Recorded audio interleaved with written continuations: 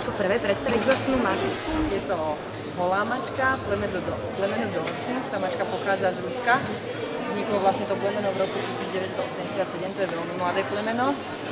A ste sa ma pýtali ešte... Že je trochu iná ako ostatné, je tam nejaká tým pádom, že nemá srst. Ja som hodná pre alergikov, ale je tam nejak sa udržiava táto mačička. Veľmi jednoducho, práve to, že chlpaté mačky musíte aspoň dvakrát denne česať, aby ste to nemali plný byt, aj tak máte srsti dosť. Ale táto mačka sa v zime jedenkrát do týždňa kúpe, úplne ako bábätko šampónom. V lete tie mačky sa potia trošku, takže v lete ich kúpeme dvakrát do týždňa a to veľa ľudí si myslí, že to treba krémovať, vôbec nie. Okúpanie a to je všetko, žiadnu inú starostlivosť sa nepotrebuje. Teraz zime im nie je zima, dávate im aj nejaké oblečky, keď cez leto sa počia v zime, či im nie je zima?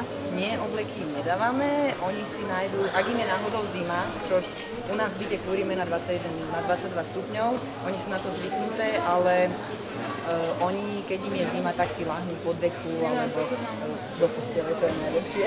Kedy bol u vás taký ten moment, kedy ste sa stali milovníčkou mačky, že ste sa rozhodli, že budete chovať a budete sa im venovať? Taký ten prvý, čo už možno prehlieda.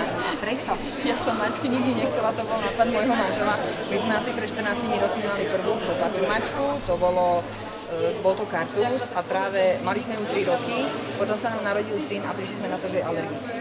Má teda slabú alergiu, upozorňujem, nie je to pre všetkých alergikov, ak niekto má silné prejavy, že bere antihistaminika, alebo jednoducho je veľmi ťažko alergický na mačaciu srst, tak to pre ňa naozaj nie je vhodné, to už mám vyskúšané u známych, že na to zareagujú.